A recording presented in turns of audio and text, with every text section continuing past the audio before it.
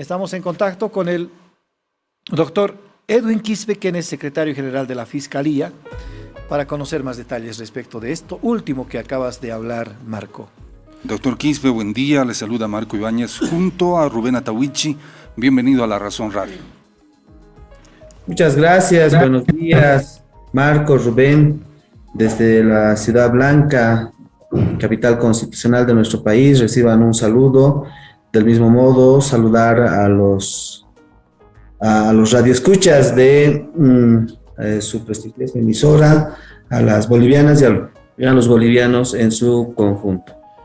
Doctor Quispe, por favor, ¿podría resumirnos un poco de qué se trata este caso golpe de Estado instaurado inicialmente por la diputada Lidia Patti contra, entre comillas, Luis Fernando Camacho y otros?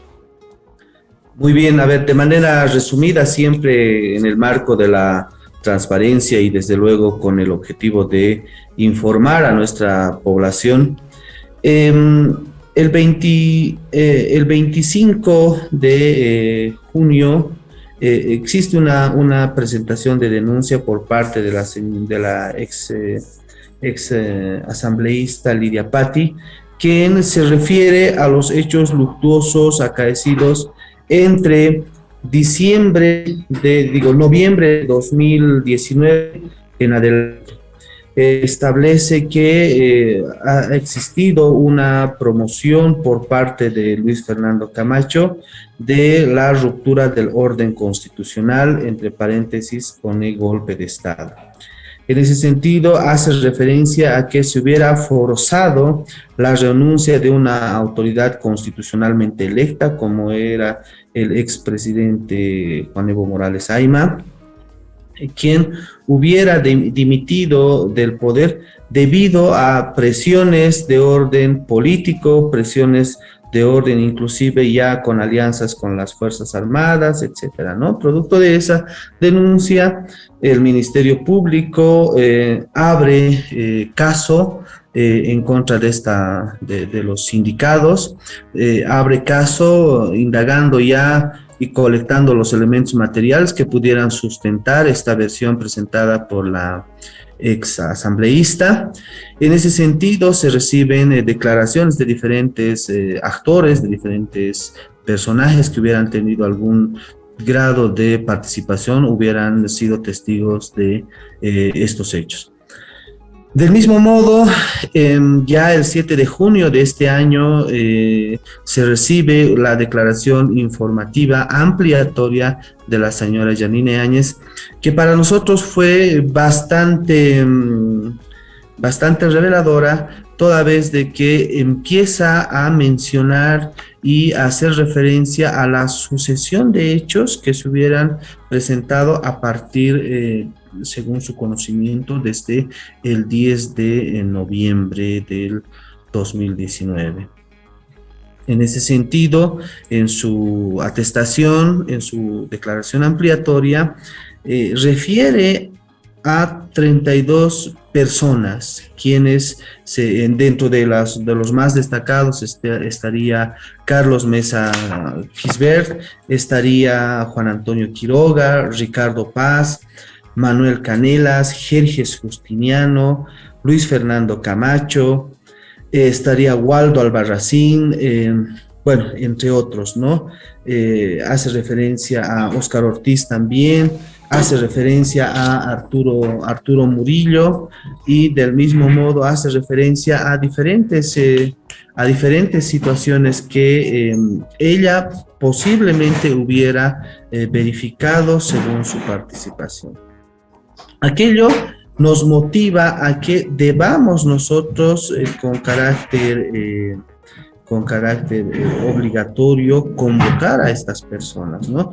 Ahora, el carácter jurídico procesal con las que van a ser convocadas, evidentemente, van a ser inicialmente como testigos, para que en función a su declaración informativa se pueda, pues, determinar lo que en derecho corresponda. y en función a los elementos materiales que hasta el momento cursan en el cuaderno de investigaciones, la Comisión de Fiscales va analizando la pertinencia y el momento en que cada uno de ellos va a ser convocado. Este es un caso que no solamente reviste un carácter jurídico intrínseco para nuestro país, sino que también reviste un hito importante en el marco de las investigaciones que como Ministerio Público podamos realizar, toda vez de que se está investigando hechos que hacen referencia a la ruptura de un orden constitucional. Esta ruptura de orden constitucional, como es de conocimiento general, ha marcado un antes y después en la vocación democrática de nuestro país. Y desde luego que sus resultados van a incidir necesariamente en el concepto que nosotros debemos marcar sobre el entendimiento de democracia. Doctor, si me permite una consulta ahí. Sabemos los plazos que tiene la Fiscalía General del Estado, pero considerando la importancia de este tema, y ya lo dijo usted, para la población, la necesidad de conocer los resultados de esta investigación, hubo, no hubo fraude, se rompió lo que usted dice, la Constitución del Estado, se incumplieron procedimientos, ¿se tiene plazos? ¿La Fiscalía se ha puesto algún plazo para cerrar este hecho de investigación? Bueno, en realidad los plazos es para nuestro fiscal de materia dentro del caso denominado caso Golpe, que está sujeto a control jurisdiccional como cualquier otro caso, ¿no? Esto está radicado en la Fiscalía Especializada de Delitos de Corrupción, que está con asiento en la ciudad de La Paz. Nosotros desde la Fiscalía General realizamos la supervisión y control a efectos de que primero se cumpla los principios establecidos en la Ley Orgánica del Ministerio Público, como es el principio de objetividad, imparcialidad. Nosotros necesitamos que eso lo cumpla. Del mismo modo necesitamos que cumplan el principio de celeridad procesal. Ahora bien, el Código de Procedimiento Penal nos establece que existen tiempos para la etapa preliminar, tiempos para la etapa preparatoria y tiempos para la etapa de juicio. Aquellos, por ejemplo, han sido modulados en algún sentido por la ley número 1173, que nos establece la necesidad de actuar con celeridad en todos los procesos, independientemente de quiénes fueran los actores. Y ahí recalco, el Ministerio Público realiza una investigación de hechos contrarios a la norma en función a los elementos materiales que establece, va a atribuir la responsabilidad a determinadas personas.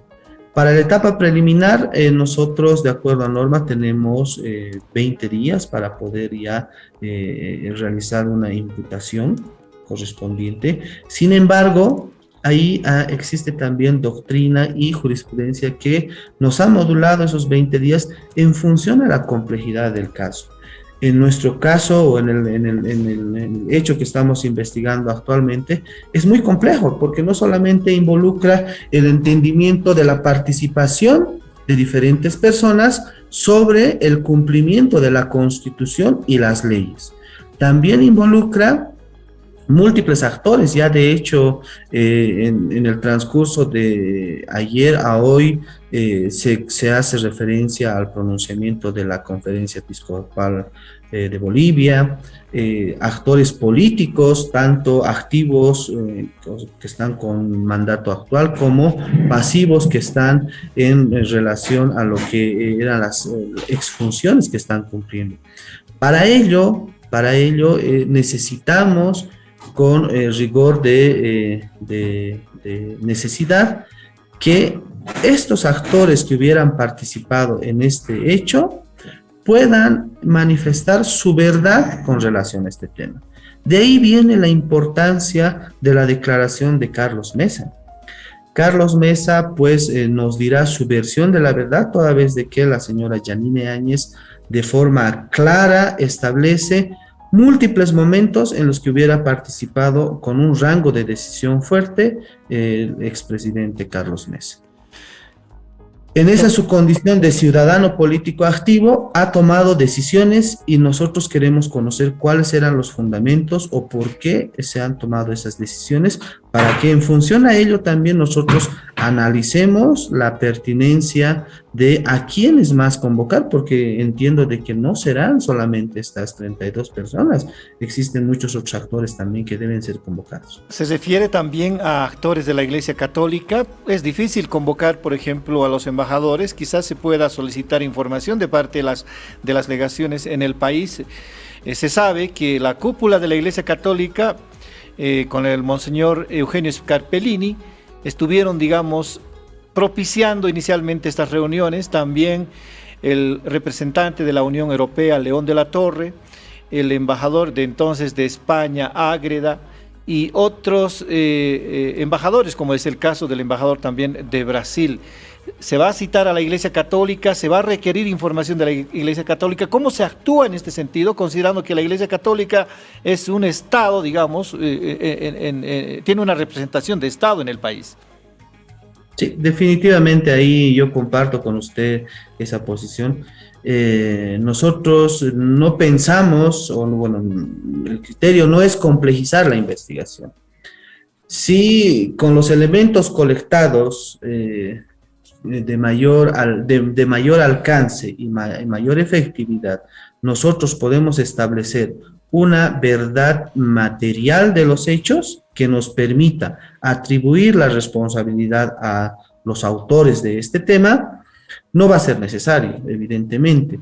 Sin embargo, si es necesario, porque siempre hay que atar cabos, como se dice en un tema de investigación, bajo un método de investigación histórico, si necesitamos su participación, no va a quedar de otra que convocarlos.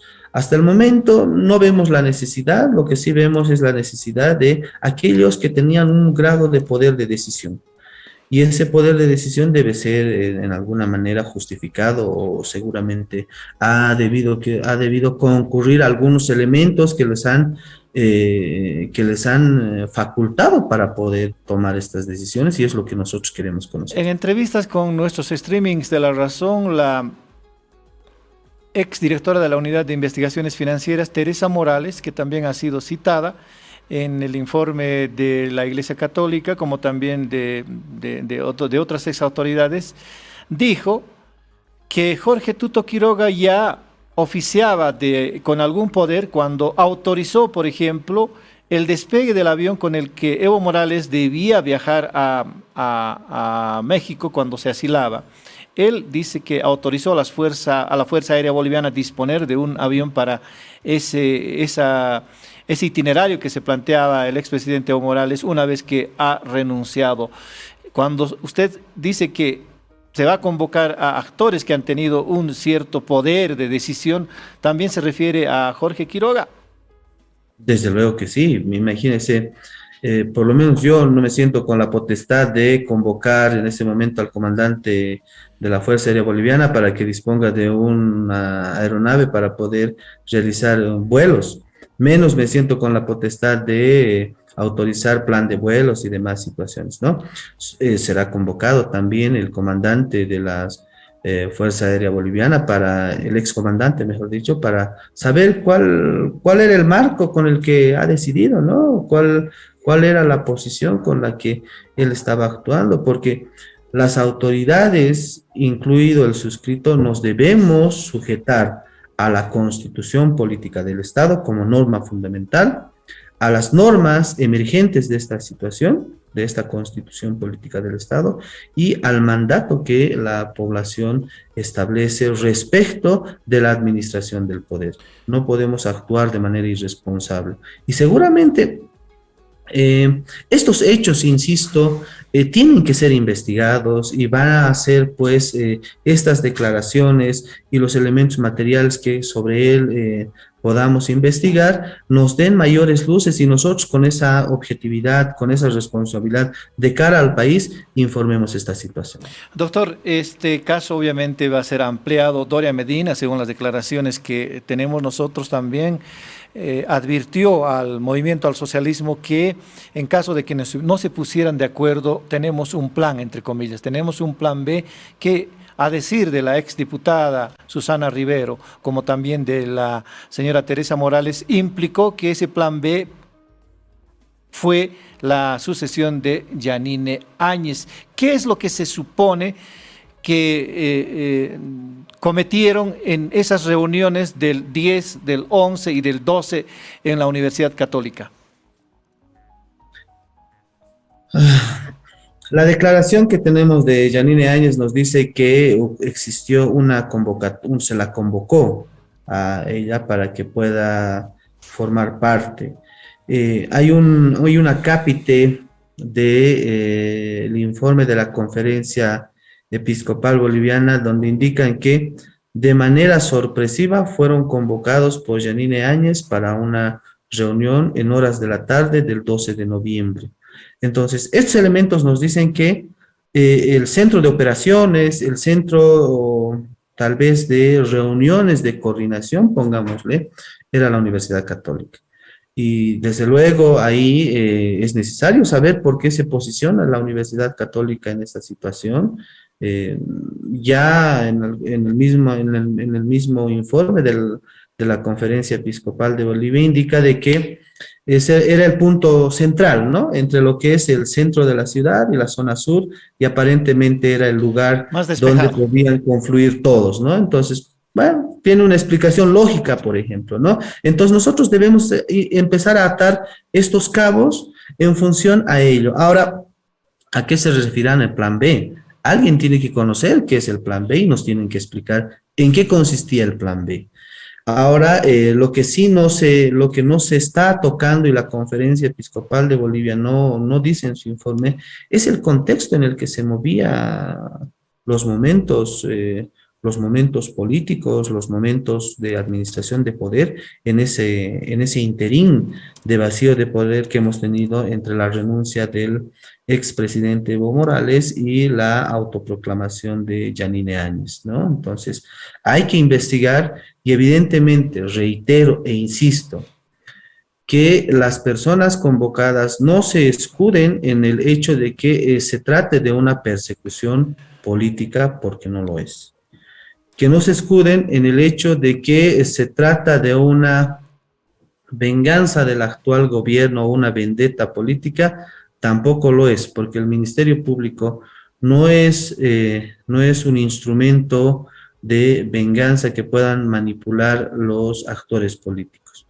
Nosotros, en el marco de nuestras funciones y de acuerdo al alineamiento que tenemos de nuestro señor fiscal general, el doctor Juan Lanchipa Ponce, actuamos sujetos a la Constitución política del Estado como norma fundamental, sujetos a nuestra ley orgánica del Ministerio Público y desde luego a las normas vigentes. Y en función, reitero e insisto y quiero que se quede en claro este tema, colectados los elementos materiales, tendremos una relación de hechos que nos den modo, tiempo y lugar. En función a ello, nosotros podremos establecer una responsabilidad y atribuir a un determinado actor esta responsabilidad. Si bien, digamos, se ha iniciado el proceso contra Luis Fernando Camacho y otros, así decía el folio de la acusación de la exdiputada Lidia Patti, ¿por qué Luis Fernando Camacho no ha sido citado hasta la fecha? Primero, hay como una estrategia de persecución penal que nosotros tenemos, es primero conocer en su verdadera dimensión una relación de hechos. Y en función a esa relación de hechos y de acuerdo a la mención que se tenga sobre la determinación de responsabilidad, nosotros convocaremos pues al señor Fernando Camacho ya sobre un sustento material, sobre un sustento técnico, y le plantearemos los cuestionamientos correspondientes para que también él, en su calidad de denunciado, nos pueda establecer su verdad de los hechos. ¿Acaso no existen suficientes elementos, como por ejemplo Camacho, después de las cuestionadas elecciones, al día siguiente convocó a un paro en Santa Cruz la noche del 21 de octubre, y ese paro se ha ampliado al país? Perdón. Y en esas movilizaciones Camacho invoca incluso a las Fuerzas Armadas a participar de las protestas, menciona que en cuanto entremos al poder, dice él, vamos a cumplir por lo menos 4 puntos como demanda del pliego de la policía boliviana. También incluye a la policía boliviana en eso, como que el 8 de noviembre de 2019 hay un motín policial. Y el 10, las Fuerzas Armadas, a través del comandante Williams Calimán, sugieren al presidente Evo Morales renunciar. Y otras acciones, como por ejemplo el haber sido escoltado en las calles de La Paz por la policía y el haber ingresado Camacho el mismo 10 de noviembre no ingresado, irrumpido en el Palacio de Gobierno con la bandera tricolor, con una Biblia, además con una carta de renuncia que había redactado para Evo Morales.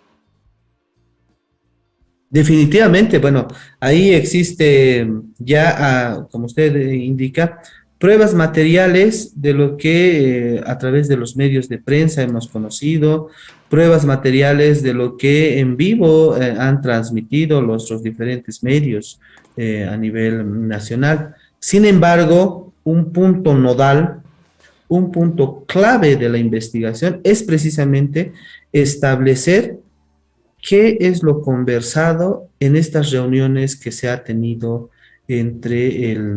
anteriores a que exista una irrupción del orden constitucional. Interrupción. Ahí necesitamos nosotros conocer el contenido, los acuerdos, ya sean acuerdos verbales, que evidentemente no dejan seña, pues no se han grabado, seguramente no se han filmado estas reuniones. Así también el propio informe de la conferencia episcopal indica de que se han sujetado a compromisos verbales confiando en la buena fe de los actores. Entonces, esa buena fe tiene que ser corroborado por atestaciones, ¿no? Lo que usted acaba de mencionar, más lo que nosotros tengamos, va a ser base para que podamos convocar de manera fundamentada al señor Fernando Camacho. No queremos que el señor Fernando Camacho pues se escude en el hecho de que nos diga que estamos realizando persecución política, porque con seguridad ese va a ser el principal fundamento con el que nuevamente quieran convulsionar a nuestro país, convocando a sus sectores, indicando que el Ministerio Público es instrumento del gobierno para perpetrar una suerte de vendetta política, y aclarando, ese no es el objetivo. El objetivo es dar cuenta al país de estos hechos que se han denunciado y establecer una verdad histórica de los hechos. Doctor, acá en La Razón Radio hicimos varias entrevistas y asimismo varios actores políticos citados en el proceso han expresado su preocupación sobre la transparencia de la justicia, hablan de una eventual manipulación de la justicia. ¿Qué les diría a ellos? Pero sobre todo, como órgano del Estado, ¿cómo garantizan esa transparencia que ellos están pidiendo? Es muy interesante la pregunta y bueno, agradezco definitivamente aquello, ¿no? Sin hablar mal de la gestión pasada o las gestiones pasadas desarrolladas en el Ministerio Público, y sin hablar mal de nuestros colegas que forman parte del órgano judicial y demás, nosotros, a partir de que el señor fiscal general, el doctor Juan Lanchipa Ponce, asume el mandato de fiscal general, su primera determinación fue transparentar todos los hechos que se ventilan en el Ministerio Público. Para ello, hemos puesto en vigencia el sistema Justicia Libre en su modalidad virtual, por el cual todas las partes dentro de un determinado proceso pueden conocer exactamente lo que está pasando en su proceso. Si el señor A es denunciado por B, tanto A y B pueden ver de forma en tiempo real todo lo que va sucediendo dentro de su proceso a través de una conexión a Internet, vía su celular, vía una tablet, vía su computadora personal, computadora portátil, el que fuera, no importando dónde se encuentre dentro del país. El único requisito es que exista conectividad y puede verificar. Aquello no sucedía antes. Antes uno, por lo menos que yo sepa como abogado litigante, peregrinábamos en el Ministerio Público para que nos puedan mostrar nuestro cuaderno de investigaciones, sobre texto de que primero se encontraba bajo custodia del fiscal, luego está bajo custodia del investigador y así entre ellos se lanzaban la pelotita. Insisto, no quiero hablar mal de otras gestiones, pero aquello se ha roto y ahora en tiempo real pueden exigir. Y cuando, fíjense, y cuando no encuentran un actuado que se encuentre cargado, nosotros tenemos nuestra línea gratuita habilitada en la Fiscalía General para que puedan realizar una llamada inmediatamente, denunciar este tema que no se encuentra su caso o su actuado procesal en el sistema y nosotros en tiempo real inmediatamente exigimos una explicación coherente por parte del fiscal que nos fundamente los motivos por el cual no está cargado este actuado. En ese sentido, nuestra línea 810-12-33 facilita a los usuarios y a las personas que tienen algún tema en el Ministerio Público realizar su seguimiento inmediatamente al caso y denunciar cualquier situación. Doctor, una primera garantía de transparencia es eso. La segunda garantía de transparencia es que llevamos doble control. El primer control lo lleva el fiscal departamental porque tiene instrucciones de parte de nuestro señor fiscal general de realizar el seguimiento a estos casos de interés del país para que nuestros fiscales no actúen perjudicando o beneficiando a cualquiera. El segundo control lo realizamos desde la Fiscalía General a través de la Dirección de Gestión Fiscal, Control y Supervisión para que se cumplan los plazos procesales y garantice de que del mismo modo no se perjudique ni se beneficie a ninguna de las partes. Entonces, teniendo estos instrumentos de transparencia, de control y supervisión, consideramos que la garantía está dada sobre el tema de la imparcialidad en cuanto significa a la responsabilidad del Ministerio Público. Nosotros no pudiéramos comprometer, no pudiéramos hablar por las otras instancias. Entiendo o entendemos que en esa misma línea está el Tribunal Supremo de Justicia, el Consejo de la Magistratura y el Tribunal Constitucional, que son parte del sector de justicia dentro de nuestro país. Doctor, sí. Después de Carlos Mesa, ¿quiénes más han sido citados a la declaración testifical en este caso? Queremos conocer primero la versión del señor Carlos Mesa. Mañana en la mañana va a prestar su declaración informativa.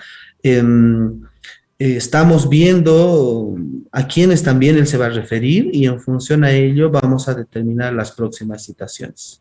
Finalmente, doctor, bueno, en este proceso había comenzado con la acusación de la exdiputada Lidia Patti bajo 3 delitos, presuntos delitos, terrorismo, sedición y conspiración.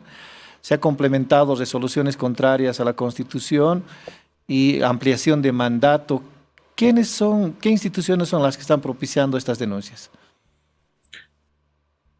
Nosotros, de acuerdo a nuestro mandato constitucional, el artículo 225 de la Constitución Política del Estado y de acuerdo a los principios establecidos en el artículo 5 de la Ley Orgánica del Ministerio Público, vamos a actuar o necesitamos noticia fehaciente para empezar a desarrollar una investigación.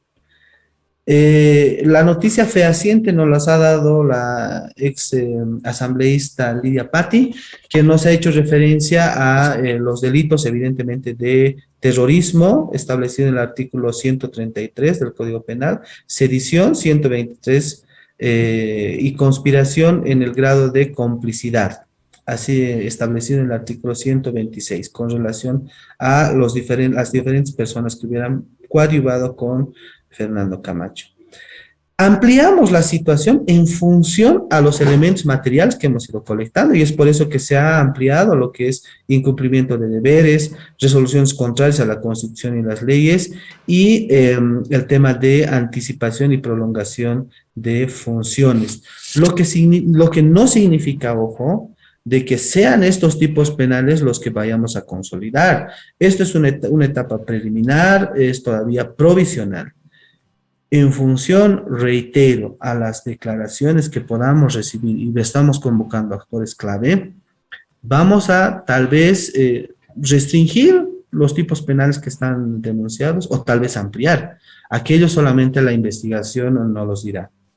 La oposición ha interpelado al ministro de Gobierno Eduardo del Castillo precisamente por la forma como había sido detenida Yanine Áñez el 13 de marzo de este año y objetando incluso la forma como ella fue vinculada en este caso.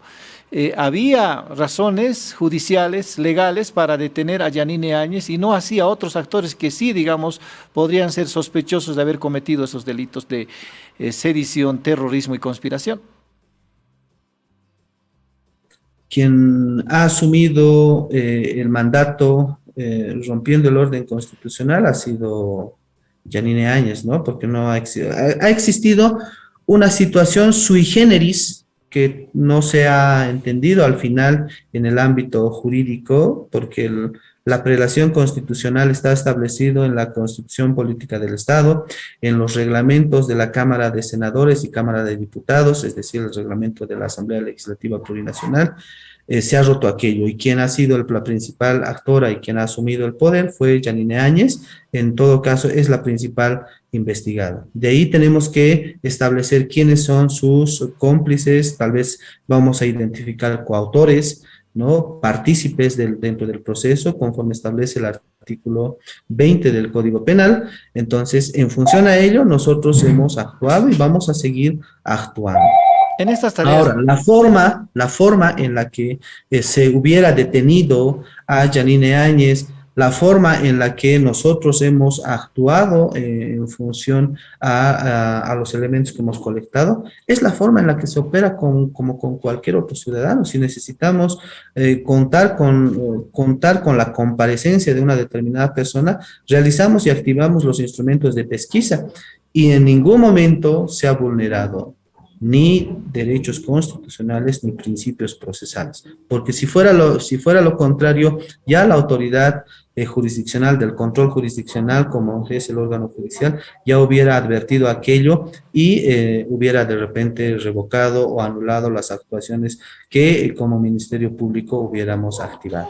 Doctor, en medio de este proceso han confluido otros, como por ejemplo la compra con eventual sobreprecio de gases lacrimógenos. Está detenido Arturo Murillo en Estados Unidos y otras personas vinculadas a su entorno. Además, la Fiscalía ya había iniciado un proceso investigativo en Bolivia por el que se le había cuestionado, por lo menos en la parte de la gestión, había un rezago, según quienes denuncian o cuestionan la actuación del Ministerio Público.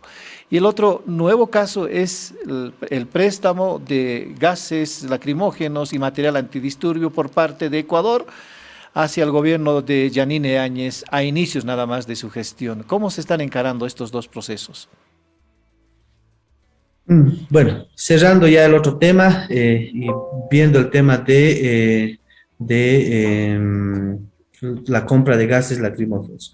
Ahí cumple informar que se ha determinado por parte del Ministerio Público en relación al caso gases, actuar primero bajo el principio de objetividad, ¿no? En relación a que nosotros hemos tomado conocimiento de este hecho vía una investigación, hemos actuado en el marco de nuestras funciones, pero nótese que cuando se inicia el proceso, es decir, en junio del 2020,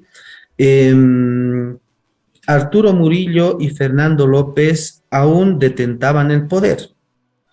En ese sentido, han obstruido y han usado su poder para poder ampliar o obstaculizar el tema de la investigación que nosotros vamos realizando.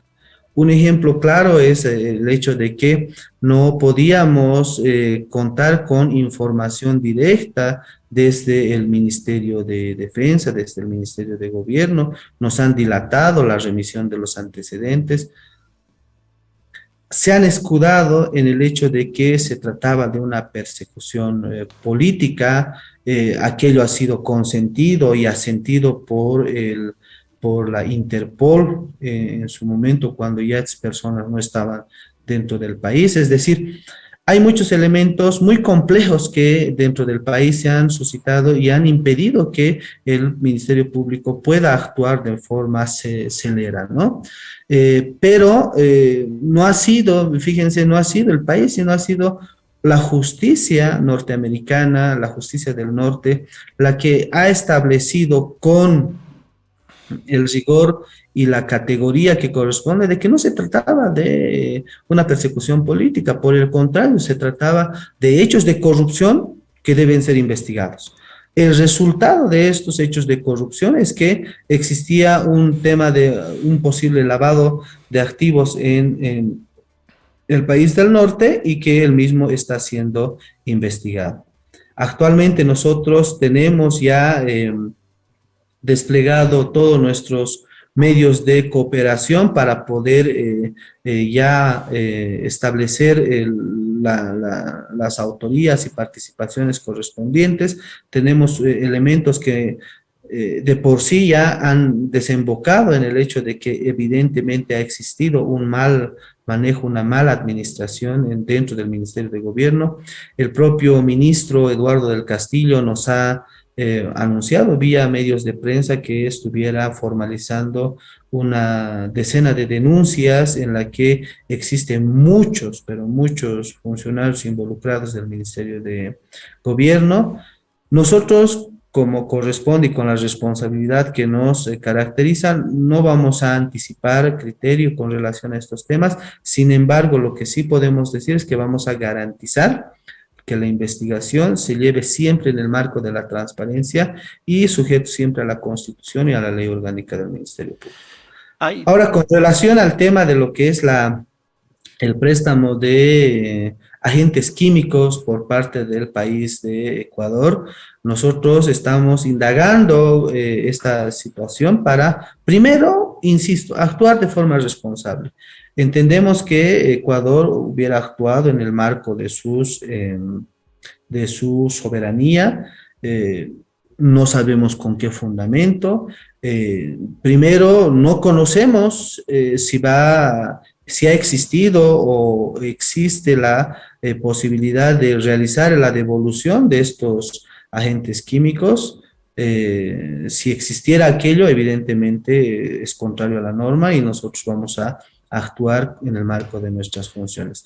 Hasta el momento se tiene una noticia, pero será pues el país de Ecuador que tenga que procesar a sus autoridades y haga responsables a quienes han solicitado este tema, y si existe un daño económico a Ecuador, pues sean estas personas las que tengan que responder por el grado de hecho delictivo que se pueda haber identificado en este país. No hay denuncia entonces. No hay denuncia pues sí, respecto a este hasta caso. el momento no tenemos esa denuncia, no se ha formalizado, e insisto, el fundamento principal para iniciar un proceso penal es la existencia de noticia fehaciente. La noticia fehaciente debe darnos un hecho contrario a la norma que identifique modo, tiempo y lugar. Además, nos debe establecer un grado de daño. Ese daño tiene que ser inminente para que nosotros podamos activar el tema de la persecución penal. Doctor Quispe, le agradecemos la deferencia, nos ha dado mucha información y cierto, habrá que estar pendientes de lo que haga el Ministerio Público respecto, por lo menos del caso que ahora nos ocupe, el caso llamado golpe de Estado.